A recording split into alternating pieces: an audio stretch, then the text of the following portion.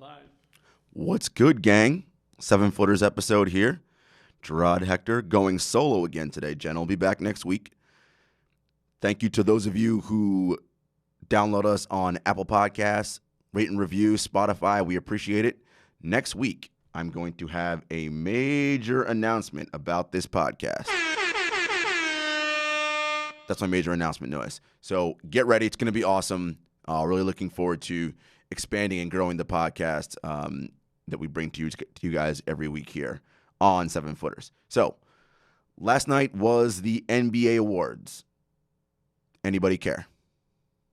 Anyone? Bueller? I mean, look, here's the thing. I love the NBA Awards. I love the NBA. As you know, it's the whole point of this podcast. The big thing is the timing of it. It's just so awkward.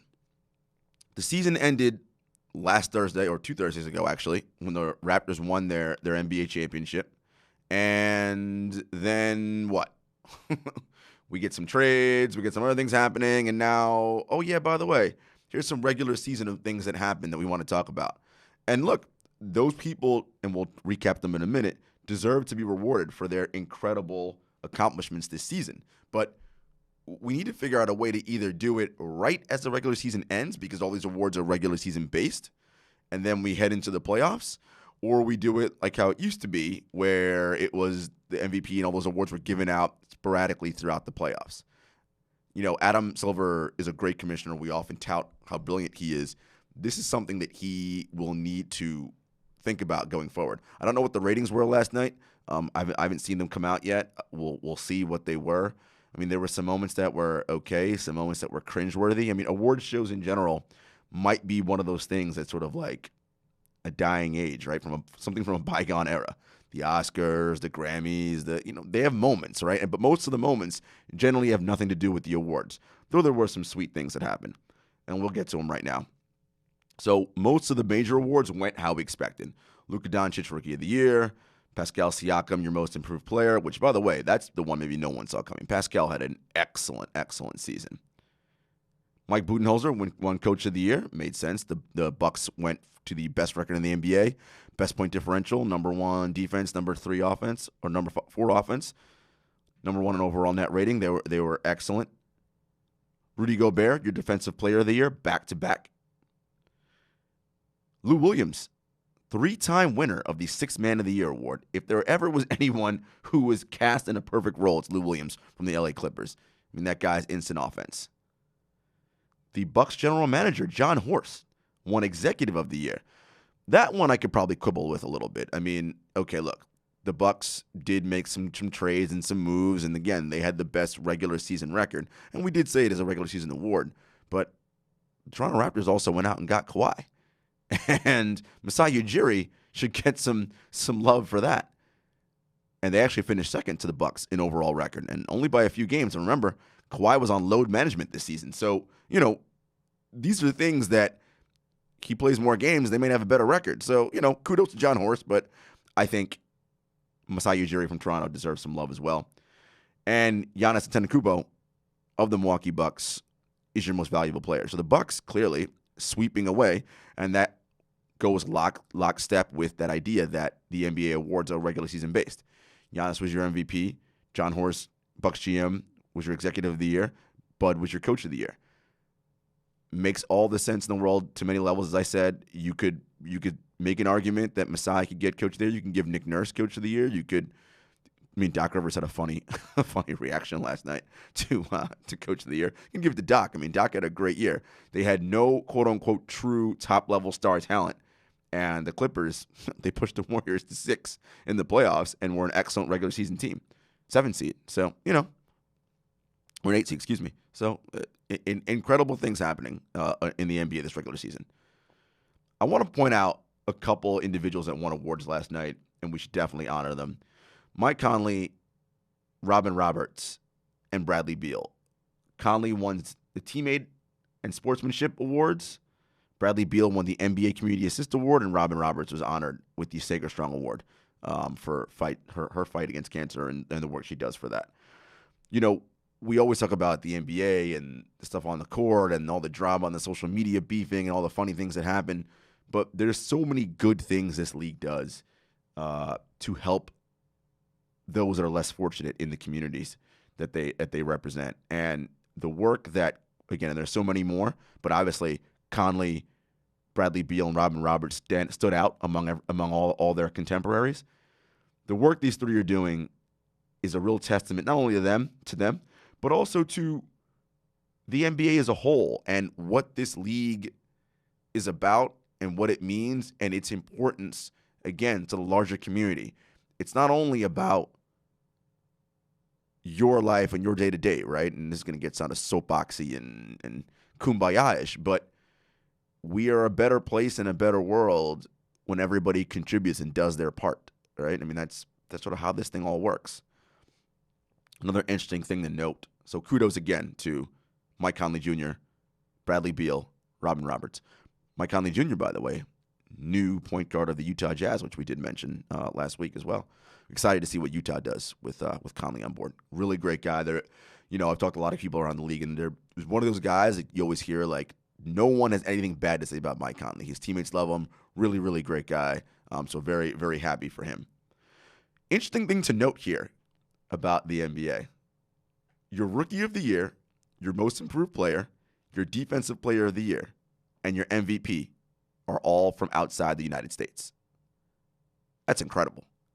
Kudos to former Commissioner David Stern and his initial plan to grow the game, and you saw seeds of it while he was commissioner, and Adam, since he's been in charge, pushing it to another level. This is incredible. This is what diversity looks like, folks, by the way. For all those of you out there who are like, oh, how do we diversify our talent pool? Can be done pretty easy, right? The NBA is showing you it's Rookie of the Year, Most Improved, Defensive Player of the Year, and MVP are all from outside the United States, right? Because the big thing there is, in sports, at least for the most part, we hope, it's still a meritocracy. We want to pull in the best possible candidates from wherever they are. And Basketball Without Borders obviously helps that. The NBA has deep ties into Europe and the Euro League. This is really, really incredible. So again, kudos to Luka Doncic, Pascal Siakam, Rudy Gobert, Giannis Antetokounmpo, your 4 major award winners that were born outside of the United States. Kudos to them. Also of note, FYI, Giannis Antetokounmpo, the Greek freak. Everyone recalls that. But remember, ethnicity-wise, he's Nigerian in roots. So this is also a big coup, not only for Greece, his country of birth, but also Nigeria, where his parents are from and where his entire ethnic base is, his entire ethnicity is from. And I know that there are a lot of people in Nigeria that are happy. Hakeem Olajuwon talked about it in a piece on The Undefeated about how proud Nigerians are of Giannis. It's a wonderful thing. The NBA is such a global game. It's a beautiful thing to see. So we're going to get into a little bit of the draft recap. And, the thing about the draft is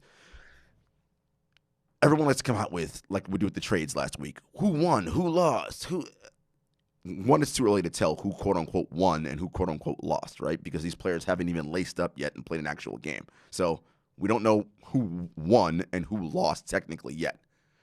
What we do know, though, is we like the moves that some people did, some teams did. We don't like the moves that some franchises did. And some sort of left us scratching our heads like, huh? What were they thinking? The beginning of the draft, the top 3, went pretty much the way we all anticipated, right? I mean, everyone had it. Zion to the Pelicans, Ja Morant to the Grizzlies, RJ Barrett to the Knicks, and that's exactly how it played out. And that was wonderful. And those moments, by the way, that those young men had on stage with their interviews with Maria Taylor were really something to see.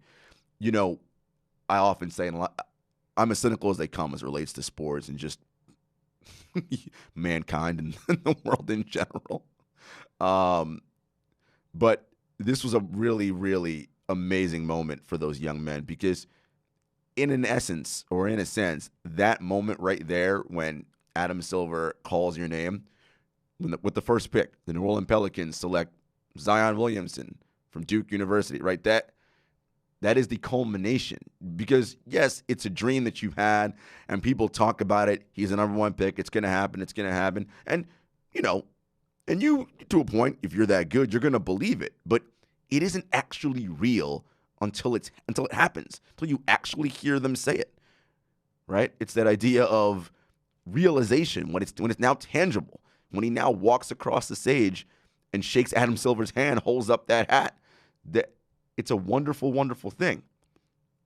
And the moment that Zion and Ja and RJ were able to share, and all the draft picks, but with those top 30 specifically, because those were sort of the much heralded guys coming out, it was really incredible. And later we heard stories down because they all had their sort of introduction days in the cities where their new teams are, and Zion's dad or stepfather talked to the people assembled about how they talked about going to New Orleans before the draft before it even happened, that this would be a great city for you. It's wonderful because now these next few days and everything leading up to Summer League, it's all fresh, new, and it's the hope of something big. And, again, taking off my cynical hat for a minute, that's what sports provides for so many people, right? This idea of hope and like, okay, maybe this could be it. Maybe, quote unquote, he could be the one. Maybe this could be our year, etc. All of those things that people tune into sports for and are fans of franchises and teams because they want to feel that elation of rooting and winning and cheering on and supporting. And it's a beautiful thing.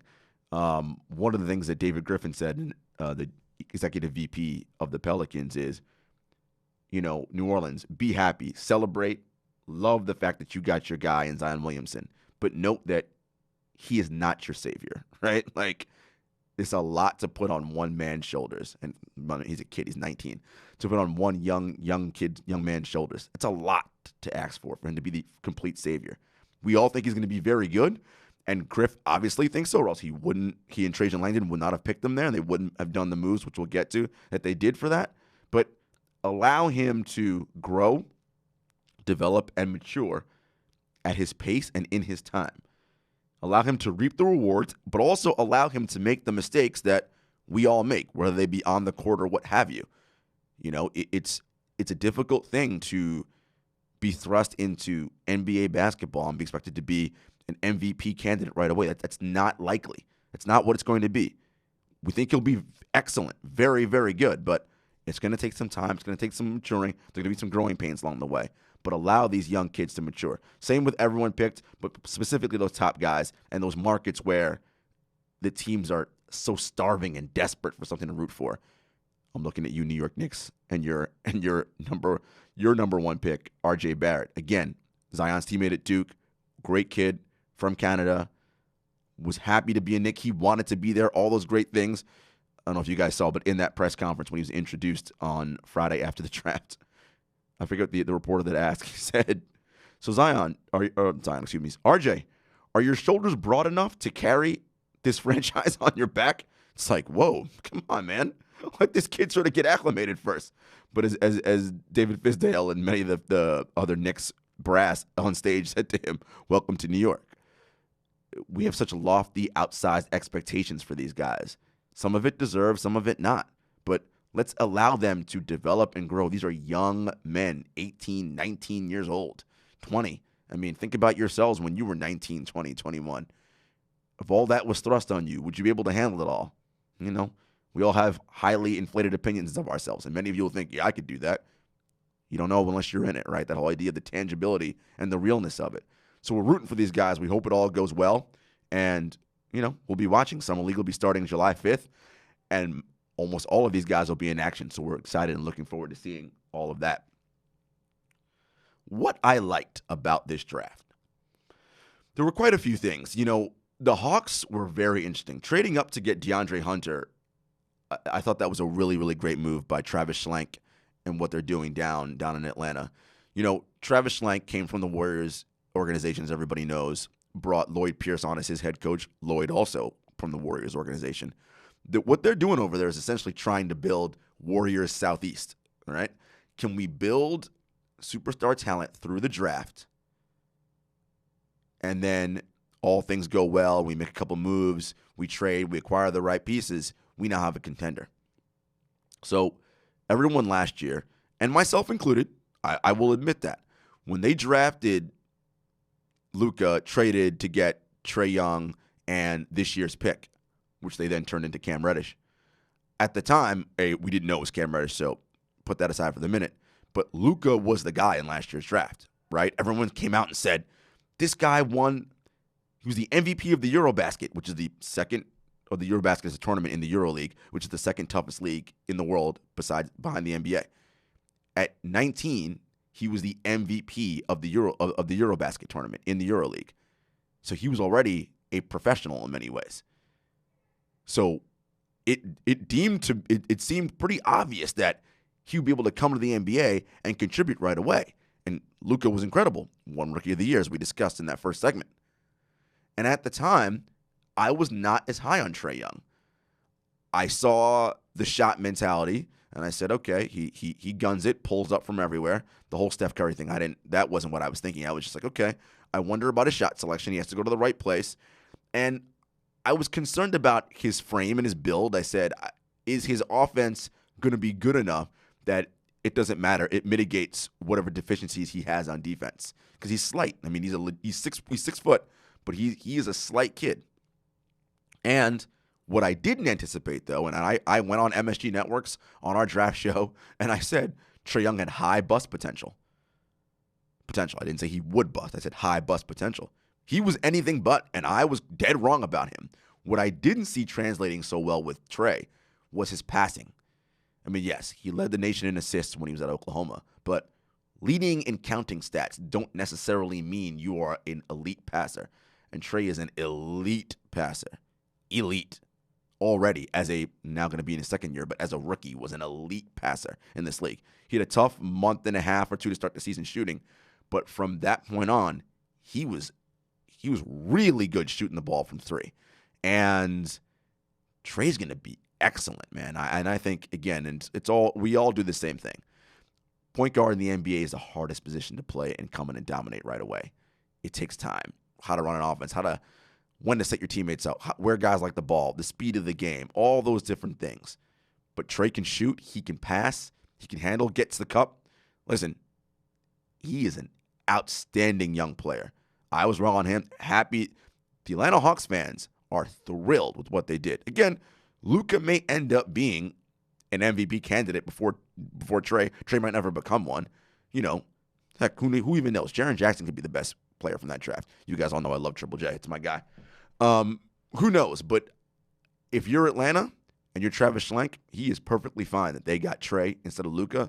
And all the Atlanta fans that I know and some of the beat writers I talked to down there, Atlanta fans love Trae Young. So back to this year's draft, they grab DeAndre Hunter. So they're going to pair him now with John Collins, Cam Reddish, Kevin Huerter, Trae Young. Woo, boy. That Atlanta Hawks team, that starting five, they're young, but they're going to be exciting. That is a league-pass team for sure. DeAndre Hunter's going to help them defensively, help out Collins because, they have some defensive issues, as we talked about. Cam gives them some shooting, which we need on Cam. He had a down year at Duke, which I mentioned last week on the pod. But I think Travis and Lloyd Pierce, they trust their infrastructure and their system. And they're a big believer in what we're building here in Atlanta will foster the kind of development we want to see out of these guys. And I'm very excited to see what Atlanta's going to be, not only this year, but going forward. Darius Garland to the Cavs was another interesting pick. I like Garland. My only issue is that backcourt is small. You got Colin Sexton already there. And then what does that mean for Chris Dunn? Is he out? Oh, no, Chris Dunn's in the Bulls, excuse me.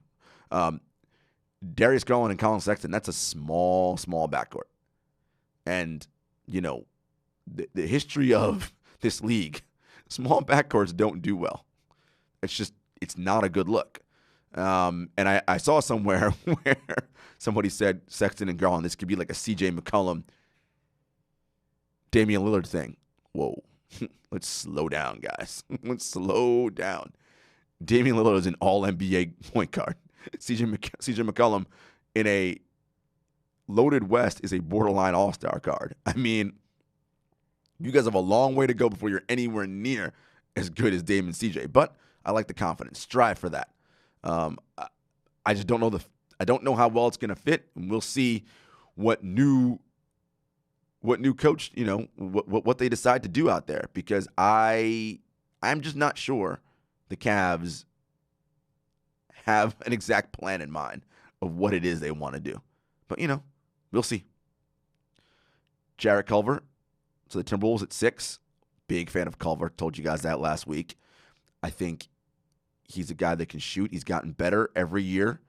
I like his solid frame, 6'5", so he's a pretty big guy.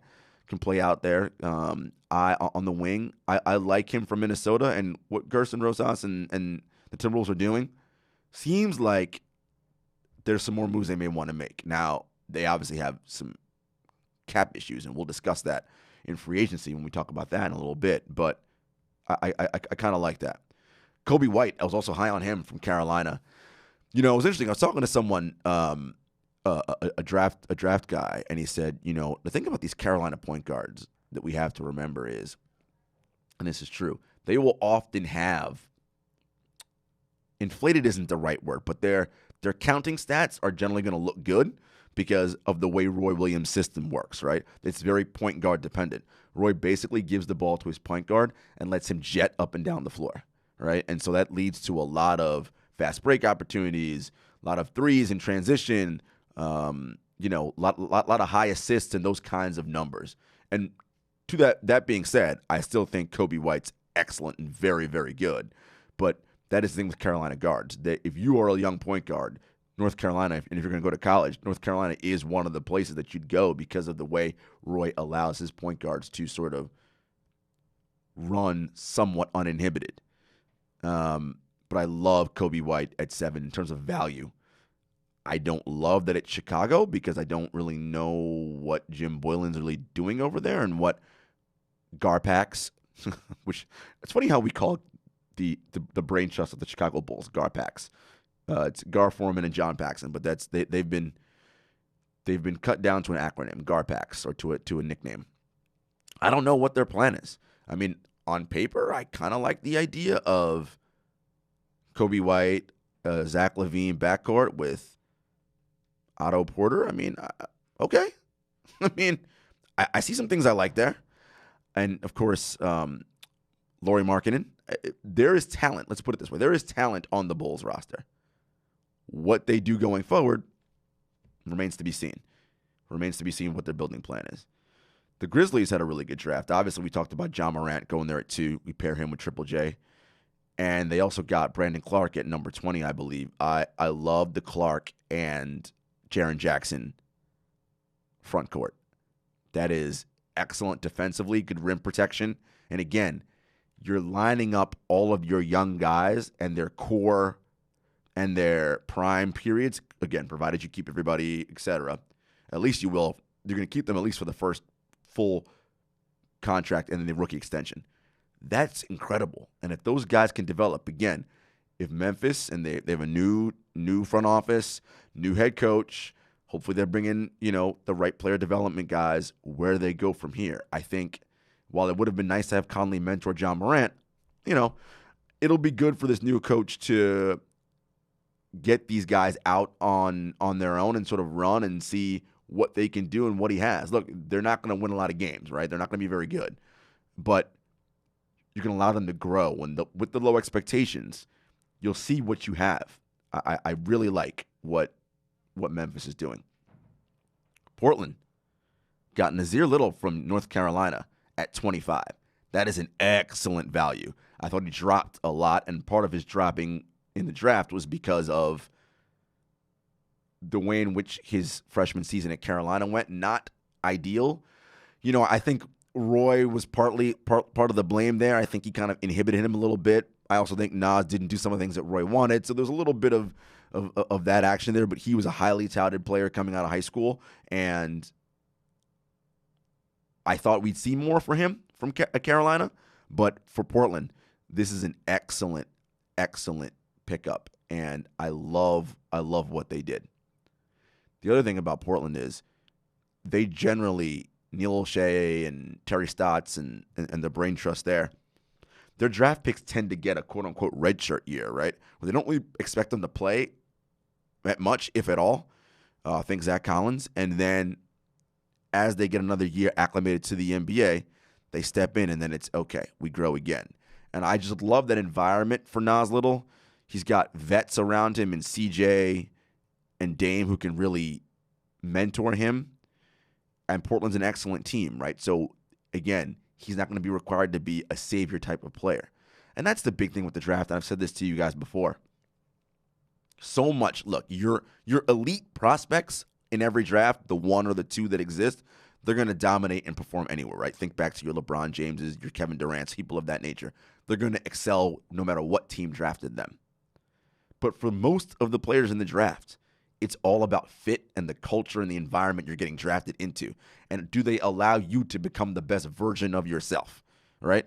And then do you then take advantage of all the opportunities in front of you? That's the key. And I love where Nasir Little went for the Portland Trailblazers. Again, excellent value, and what he'll be able to provide going forward, incredible.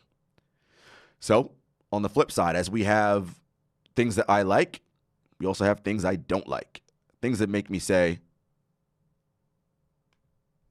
what? They're not. This is stupid. That's what I say. I say, what? This is stupid. And stupid from the standpoint of, I'm just confused. I'm not really sure where you're going.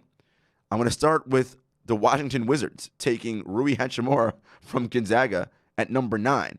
It isn't that I don't like Rui as a player, but one, the Wizards don't have a GM, and he wasn't even talked to or worked out by them pre-draft. Huh? You pick a guy at 9 who you didn't speak to in any pre-draft interviews and you didn't work out. Well, this is what having no GM does for you. Problematic. Who else had me scratching my head? The Phoenix Suns. Whoa, guys. What is going on over there? Cam Johnson at 11. And here's the thing. I like Cam Johnson as a player. Cam played at North Carolina. He took a graduate year there. He's 23 years old, I believe. They picked him at 11, though. And he, numbers-wise, is the best shooter in this draft, at least from percentage standpoint. But on most mock draft boards, he was somewhere around 31. You could have thought about picking him late in the 20s. He probably would have been there in the second round. But Phoenix going after him at number 11 was just so baffling. And the thing that made it crazy was they traded back from 6. So I'm just very confused about what Phoenix's plan is.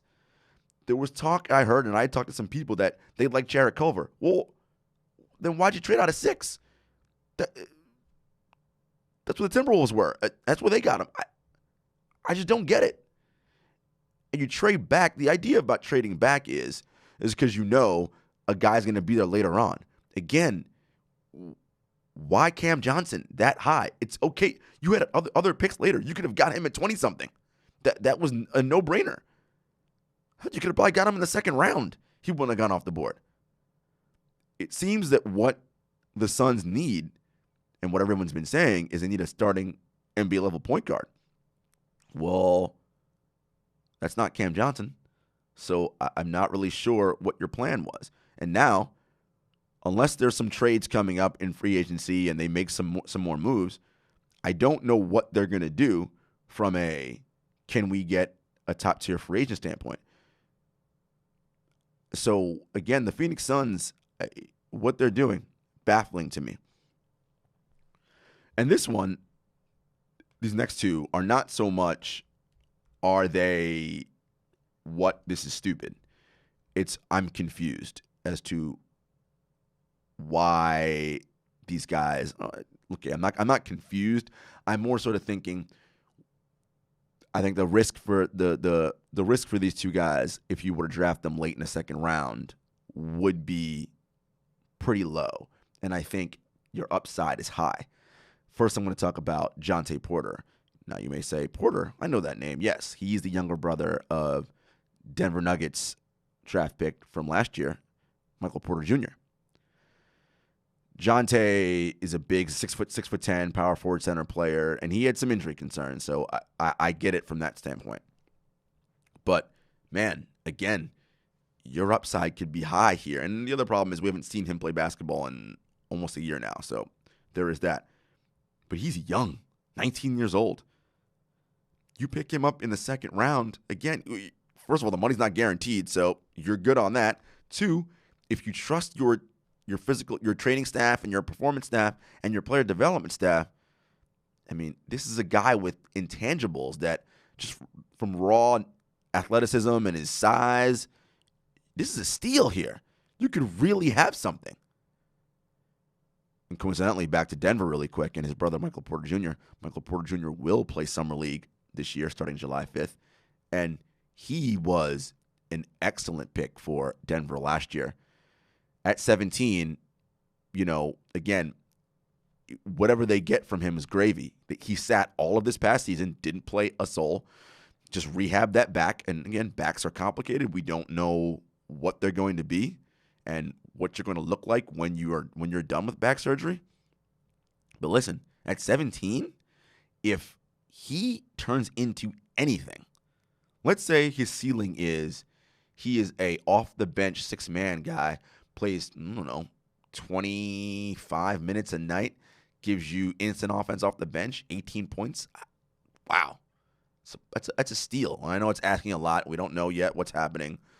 But if you ask all the guys in that draft class, Bagley, Ayton, all those guys that are from the States that played AAU and high school ball with Michael Porter Jr., they all say, no. He was that dude. Like, he was the guy in their draft class. He was the best player in high school coming out. He was the one that are all like, yo, that dude can hoop. And so I'm hoping the best for Porter Jr. this summer. I'm going to be watching him closely at Summer League. And hopefully, Denver will see some good things. But anyway, back to Jonte.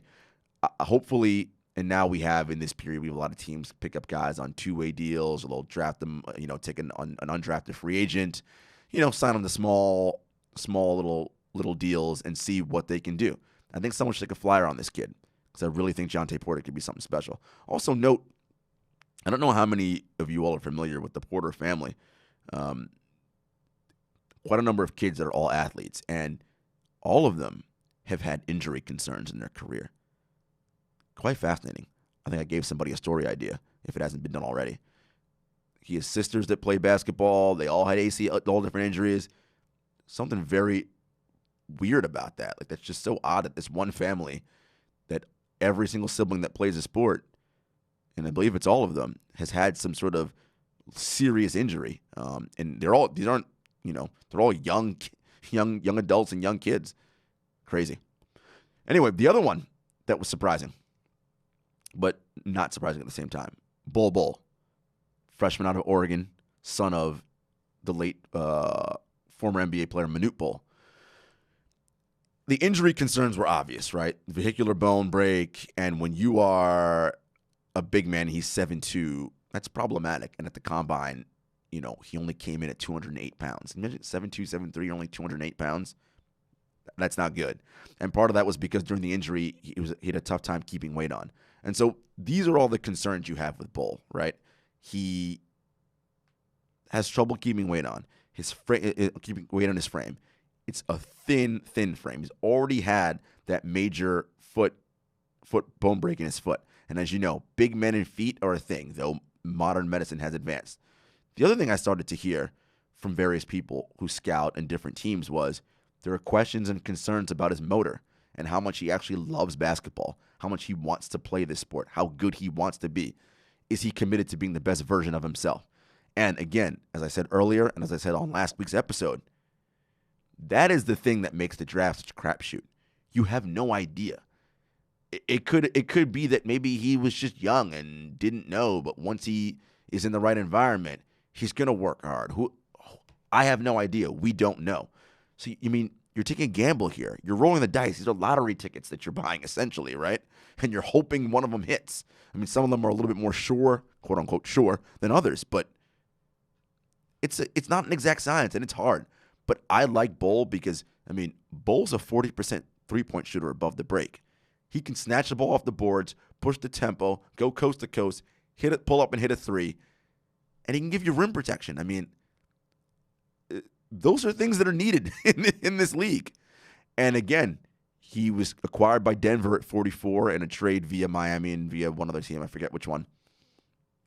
And hey, Denver, Mike Malone, and again, that organization, clearly they believe in their infrastructure, what they do there, and how they're developing. Denver was a 2 seed this year. Remember, look at what they turned Nikola Jokic into this year. Borderline MVP candidate.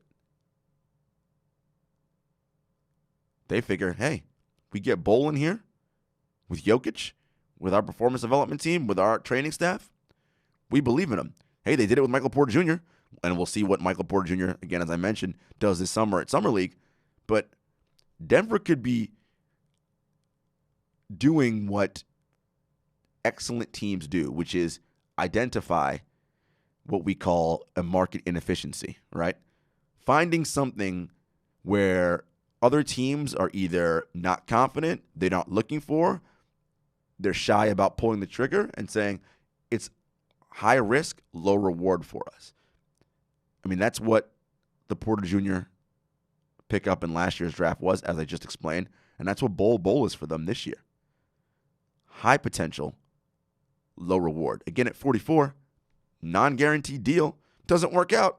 Hey, it doesn't work out. It's not going to really cost them a whole lot. They're not going to expect them to come in and play right away. This is a really, again, I think this is a win-win.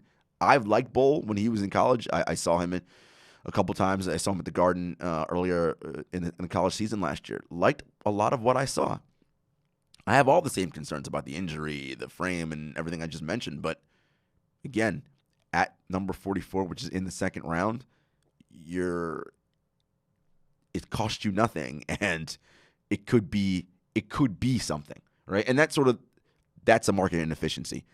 Identifying areas where you're like, hey, you know what? We could use X, Y, and Z. It's going to cost us a second-round pick, which, again, non-guaranteed money, so it won't be a ton. Not going to kill our cap, and we'll see how it develops. We'll give it a couple years. We have our G League team we could send these players down to, get some work in. If they start improving, doing different things, if they're showing the right kind of attitude that we want in this culture, we bring them up, see how they do with the big club. If it works, it works. If it doesn't, no harm, no foul. But that is our quick NBA draft recap. I'm going to talk about free agency coming up next.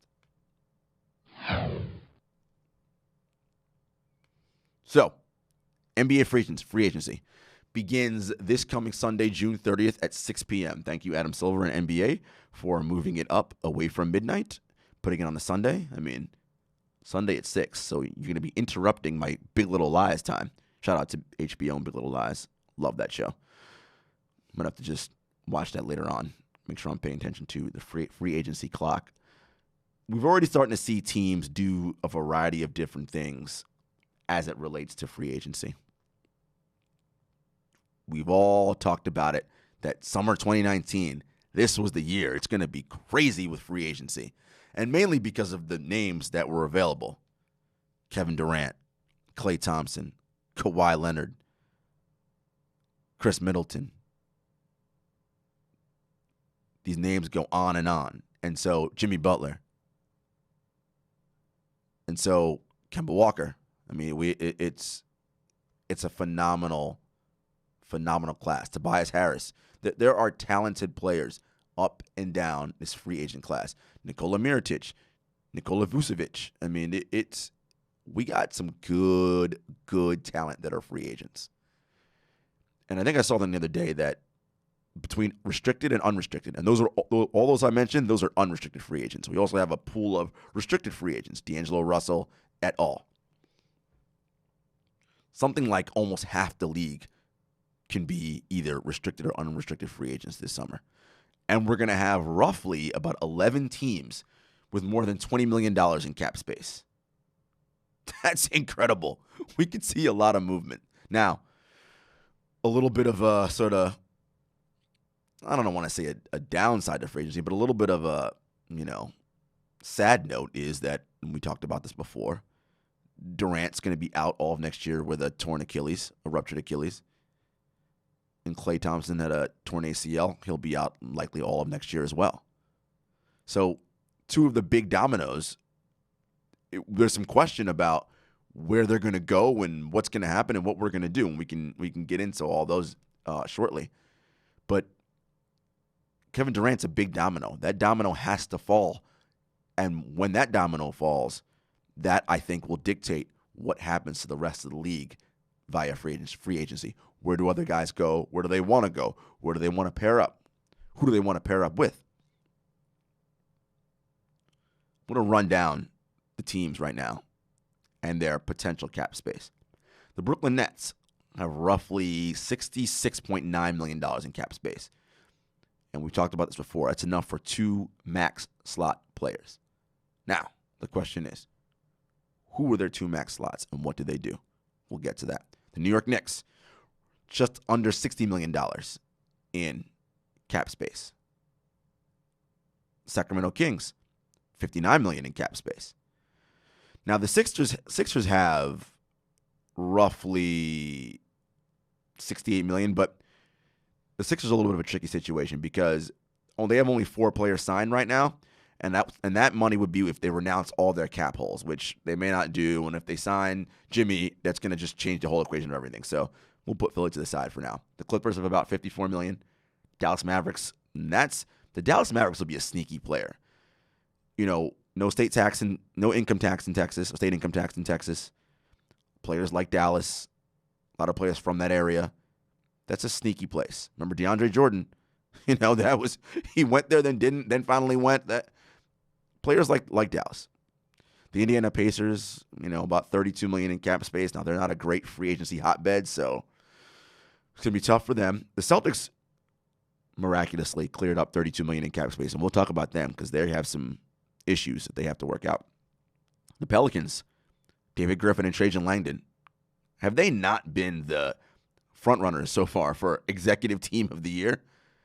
The haul they amassed for Anthony Davis, and as head coach Alvin Gentry said, that's a haul, folks, in his dig at now Los Angeles Laker, his former player Anthony Davis, wearing a "that's all, folks" in his last game as a Pelican. They have $30 million in cap space. The Lakers have about 23, and yikes, Rob Pelinka and the Lakers, good Lord, what are they doing?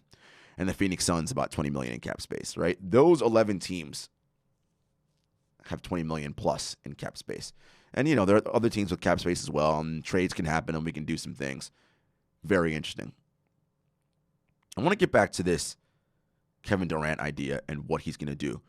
We do know that he's going to meet with the Warriors this week, and they're going to talk about what his options are and what they want to do. And when I say his options, the Warriors would be happy, and they want him to stay with them and sign the 5-year Supermax deal. 5 years at $221 million. It's a lot of money. It's wonderful, but well worth it. This is, in my opinion, pre-injury, best basketball player in the world. So 5 years, 221, that ain't no thing. Supermax extension eligible as he is because he's all NBA, 10 years of service, et cetera, et cetera. But does he stay or do they do a sign and trade? And if he does a sign and trade, he'd be doing a favor for the Warriors because it then allows them to get someone back. I don't know where Kevin Durant's relationship is with the Warriors right now. We've heard some stories and some reports about the fact that, he may not be thrilled with their medical staff and how they consulted and talked about his injury vis-a-vis his medical team and his staff. I don't know what his relationship is like with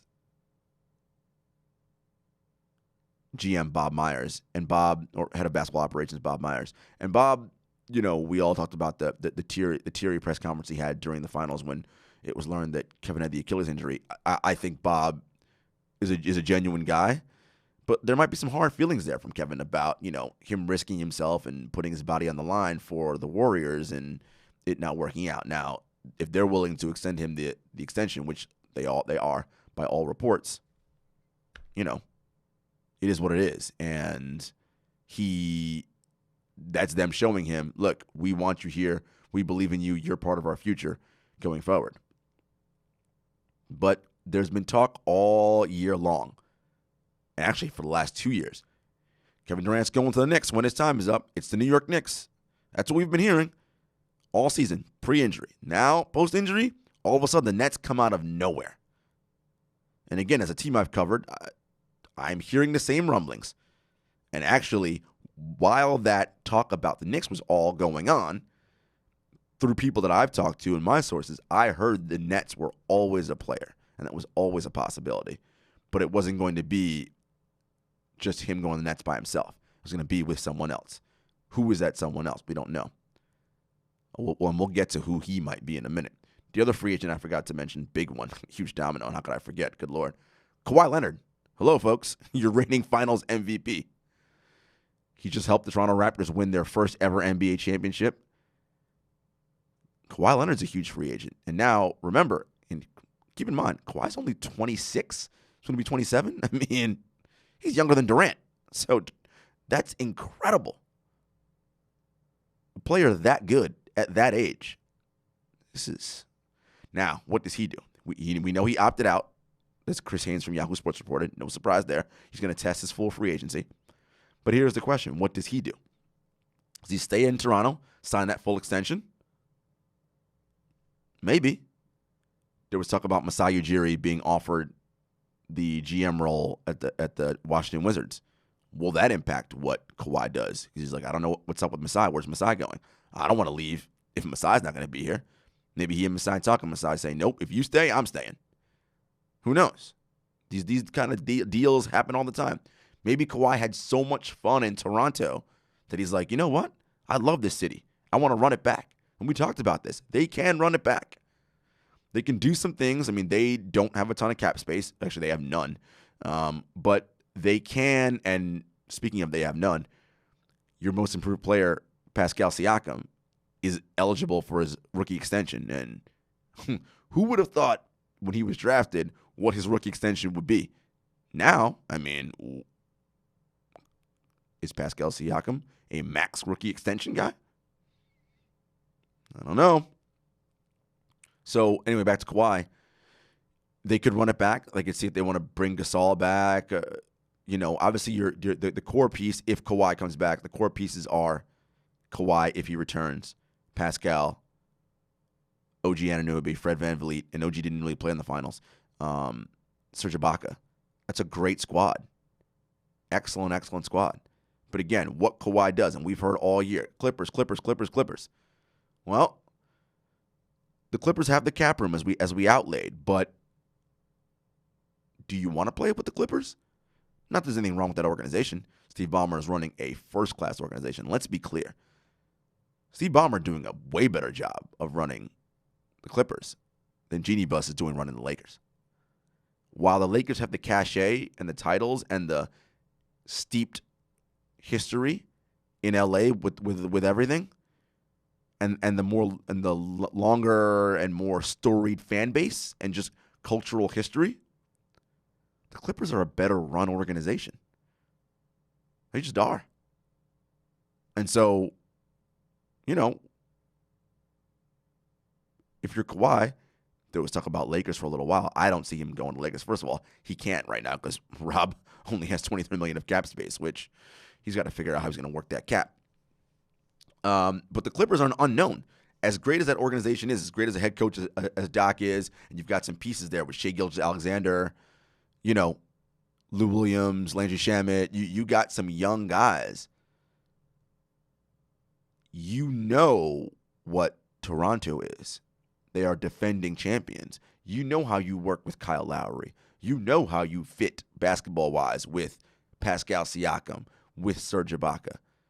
And again, Kawhi is an excellent player and I think he's the right temperament and guy that he can fit in and work anywhere. But the Clippers are an unknown situation. Kawhi is the great enigma in the NBA, as we always talk about. And I feel like sometimes we use enigma as a pejorative, and we shouldn't in his case. What I love about Kawhi is just about his business. He keeps his circle around him very tight. It's mostly his family. I know Uncle Dennis gets a lot of the who is this shadowy Uncle Dennis figure. Look, I think everyone's familiar. Kawhi lost his dad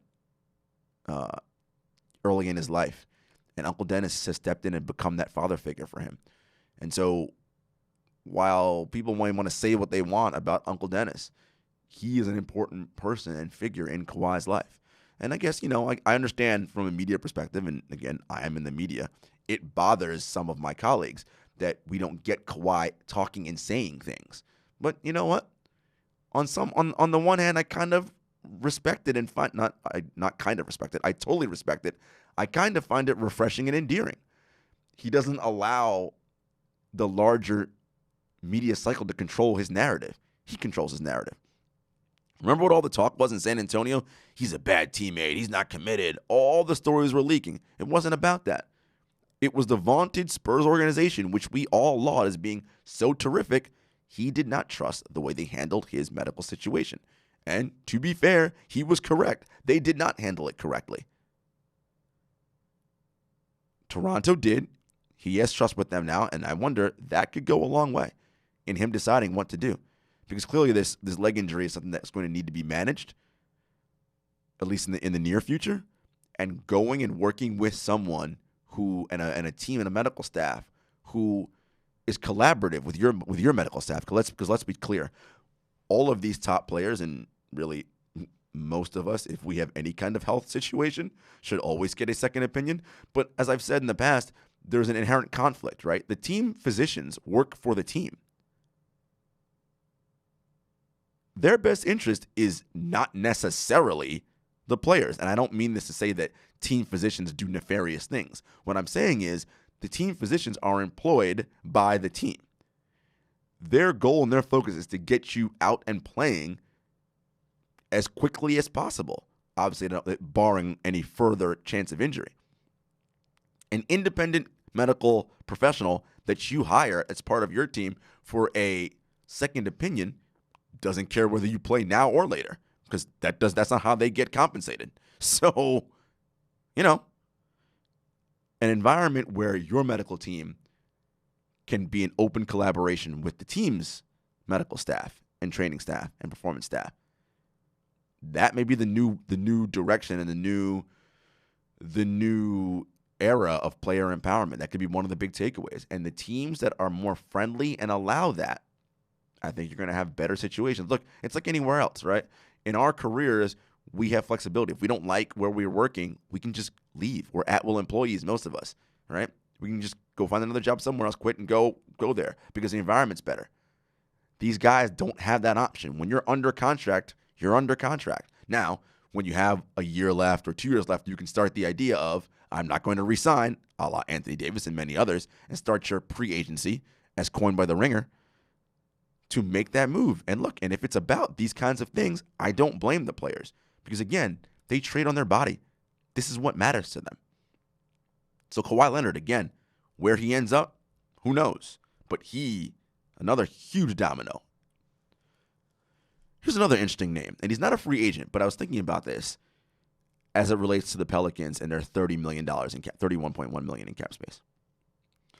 So David Griffin is the EVP of the Pelicans. As we know, Trajan Langdon is the GM he brought in.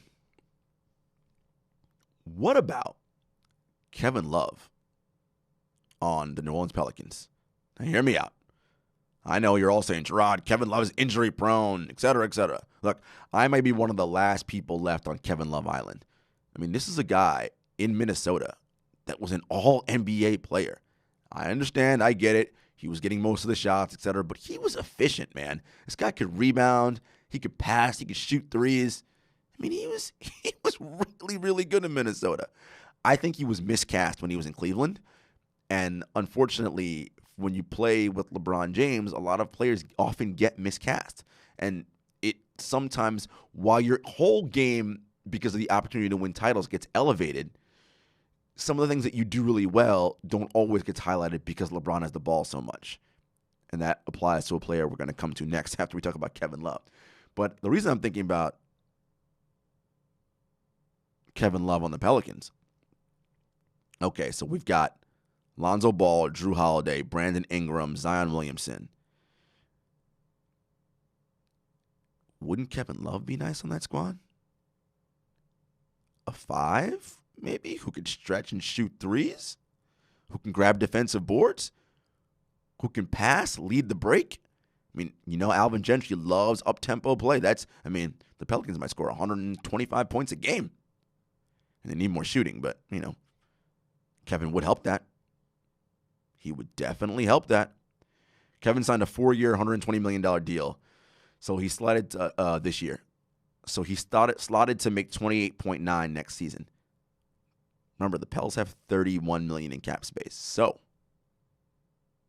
they don't even have to trade away a player to match the salary.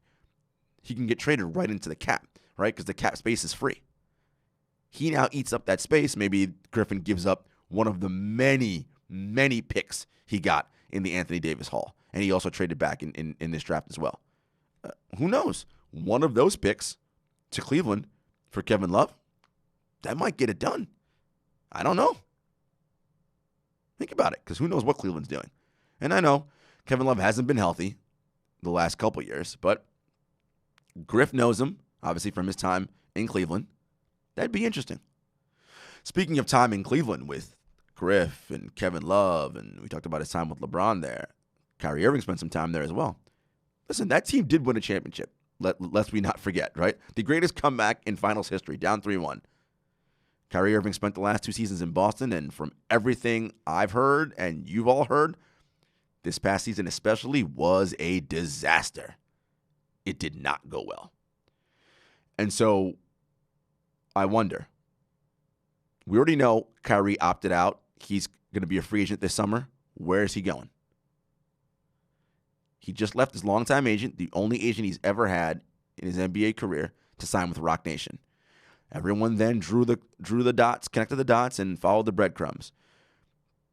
The head of Roc Nation, his twin brother, is the head of yes, his twin brother is the head of the Barclays Sports and Entertainment group, which houses the Brooklyn Nets. So everyone is saying Kyrie to Brooklyn, and that's the idea now. It's Kyrie and KD. Right? Remember I said that the Nets have 2 slots for max guys. Okay. With Kyrie, KD, that obviously means you're letting D'Angelo Russell go in restricted free agency. So whoever signs into an offer sheet, he can take it, and you're not going to match. You got Spencer Dinwiddie. You got Karis LeVert. You got Rodion Kurucs. You got some guys. That's a hell of a squad. Jarrett Allen. Here's my concern. If, in fact, KD is coming, okay, I like that. Because if KD is coming, even though he's going to sit out a full year, and the other tea leaf you can read or connection you can draw is the fact that Kevin Durant had his surgery done at the Hospital for Special Surgery here in New York by Dr. O'Malley, who is a team physician for the Nets. So, for all you conspiracy theorists and tinfoil hats, there you go. Okay. I like that because he comes, even though he's sitting out a year, as I said, KD is the man on this team. It is not Kyrie. KD is the perennial MVP candidate, first team All-NBA, etc. Now, you're saying Jarod coming off Achilles. What's he going to be? We don't know what he's going to be. I'm hoping he's 80% of his former self, 85% of what he once was. 85% of KD is still better than Kyrie Irving. That's just a fact. So, KD's the guy, and he would be the stabilizing force in that locker room. 2, if you're Sean Marks and you're Kenny Atkinson, you've got to believe that your culture is good, and it will mitigate any of the potential issues that will come along with Kyrie Irving. And let's be clear and fair. Kyrie Irving brings issues and baggage with him. Part of that is his leadership style. And that's not to say that he can't be a better leader or can't develop into a leader. This idea that leaders are born, not made, I kind of agree with that, but kind of don't. Yes, there are certain people who just naturally have that galvanizing personality and way about them. True. But you can learn to be a better and effective leader if you're willing to figure out and pick up on here are areas that you were poor on or deficient in your previous stops.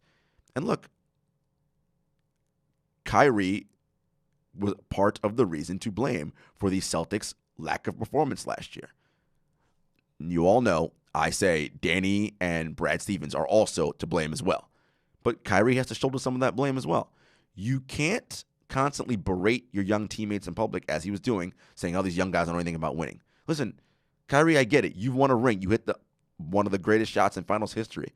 But my man, you haven't won anything when you haven't played alongside a player of LeBron James' caliber. So let's not act like, you are the linchpin and the reason why this is going to work. He has to figure out a way to motivate and bring his guys together. And hopefully in Brooklyn, if that is the case, in fact, this will work out well for him. We shall see. I don't know. And if you're the Brooklyn Nets, here's the question. Is Kyrie Irving at 30% of your salary cap, because he'd be a max player, is he that much better than D'Angelo Russell, who will eat up 25% of your cap? I don't know. Look, in a straight up vacuum, it's a no-brainer. Kyrie Irving is a better basketball player than D'Angelo Russell. It's not even close. That's no one who watches basketball would say anything different. But remember, I've said this before, I'll say it again. It's not just about who is a better player. It's about culture and fit. The secret of basketball, as Detroit Pistons legend Isaiah Thomas said, is that it's not really about basketball. Do you want someone in who might be a potential quote-unquote problem in your locker room? I don't know. Look, D'Angelo Russell was a good soldier all year. Kenny Atkinson benched him a ton of games. And we would ask Kenny in the postgame all the time. And it's because D'Angelo wasn't doing the things he was required to do. D'Angelo learned and did those things, relied on his veterans around like Jared Dudley and Ed Davis, and he was an all-star this year. I mean, look, there's something to be said for that. Culturally, he's already immersed there. Something to be said. Now, on D'Angelo Russell really quick, he's a restricted free agent, which means the Nets have the right to match any offer sheet that any other team puts out there for him. He's been linked to Phoenix, but again, Phoenix doesn't have enough cap space, so they're going to have to make another move to clear up more room for him. We know he's close with Devin Booker. That'd be interesting to see. Minnesota's been rumored to get him as well, but again, they have no cap space. In order for Minnesota to get him, they'd have to pull off some kind of 3-team deal, and they're going to have to offload that Andrew Wiggins contract. Who out there wants Andrew Wiggins? Anybody? Right. A couple more things before we get out of here. Malcolm Brogdon's a restricted free agent. That's an interesting name that I want to key in on because I think someone's going to offer him a big deal. I don't know who. Maybe the Celtics. I mean, he's a 50, 40, 90 guy this year, and we saw Brogdon's key to the Bucks. He really is. Eric Bledsoe was not good in the postseason. Brogdon's that guy.